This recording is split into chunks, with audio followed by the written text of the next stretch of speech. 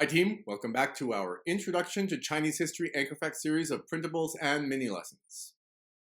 In this series, we are learning about some of the most important events that explain the long story of China, the most ancient of today's cultures, to reveal the explanation for why China is so important in the world today. In our last lesson, we looked at the story of the short-lived Qin dynasty, which did most of the work on the Great Wall of China, and whose famous emperor Qin Shi Huang is buried, surrounded by an army of terracotta warriors. One of the ideas behind building the Great Wall was that there was a collection of Chinese states making up the Empire of China called the Chonghuo. The original meaning of this idea was the Central States, but over time it took on a new meaning, the Middle Kingdom. This is one of the most important ideas in all of Chinese history. Simply put, the idea of the Middle Kingdom is that China is the most important and most advanced culture in the world.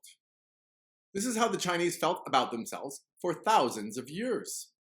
And it was mostly true. At least, it was true for East Asia. China was the largest and most important kingdom of East Asia. Chinese writing was adopted in Korea and Japan. China ruled over much of Vietnam for centuries.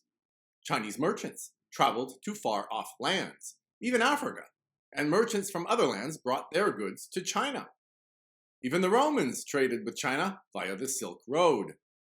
This is eventually why the famous Italian merchant Marco Polo traveled down the Silk Road to China and lived there for a number of years. China produced silk, tea, and pottery, among other things that were of great quality and desired everywhere. The Chinese were happy to be the Middle Kingdom of such a world. Even as dynasties came and went, they continued to enjoy this position. Unfortunately for them, they were a little too proud. Around 1405, a Chinese admiral named Cheng He was sent by the emperor to pay a visit to all of China's trading partners. He visited countries in Africa, the Middle East, and India, and collected tribute, which means gifts, for the emperor. But there was no exploration involved. China wasn't interested in changing the world. They were satisfied with the way it was. However, around the same time, another group began its voyages of exploration, the Europeans, specifically the Portuguese.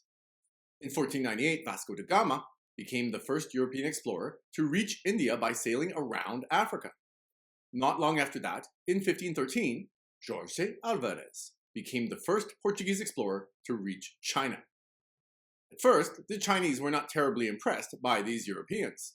They were smelly because they didn't bathe, and the goods they had to offer were not interesting. One interesting exception is that the Chinese were somewhat impressed by Christian missionaries. The most famous of these was Matteo Ricci. Members of the Catholic Church were usually the most educated people in all of Europe.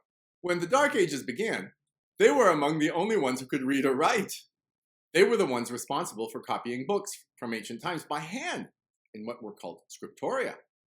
Matteo Ricci was such a man. He and other Christian missionaries helped to create dictionaries for translating European languages into Chinese. Ricci also did something important for the Chinese emperor. He created a world map for him. It's an interesting map. It shows the whole world that they knew about at the time. And it still shows China near the middle. Clearly, Matteo Ricci understood that the emperor thought of China as the Middle Kingdom, so that it was a good idea to make a map with China in the middle. As for the merchants who continued to arrive in greater and greater numbers, the only thing the Chinese were willing to do was sell things to them in exchange for gold and silver. Because they kept showing up in greater and greater numbers, the Chinese emperor tried to control them by setting up the Canton system. The Europeans were only allowed to trade with China at the port of Canton. The Chinese naturally viewed the desire of the Europeans to trade with China as proof that China was indeed the Middle Kingdom. What they did not understand is that the Europeans were changing the world, and that Europe was slowly becoming the Middle Kingdom. The Europeans were taking over the Americas.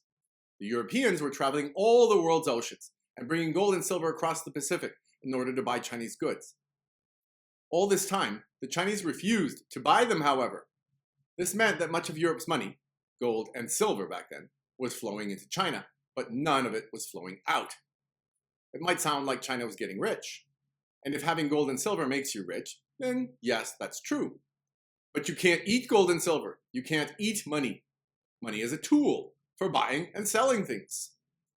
China did not really understand that taking so much of Europe's gold and silver could be a problem. But once the British arrived, they learned a painful lesson about how Europeans thought of this. Soon, the Middle Kingdom would find out it was no longer the Middle Kingdom.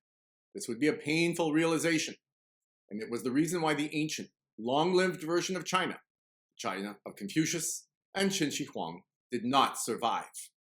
Next time, we'll look at the moment everything changed, the First Opium War. Don't forget to go to the Knowable World website for the full printables package and this entire series available on demand. The printables are packed with quizzes and activities that will help you learn the story, including a printable timeline that matches the one you are seeing in this lesson. See you in the next one.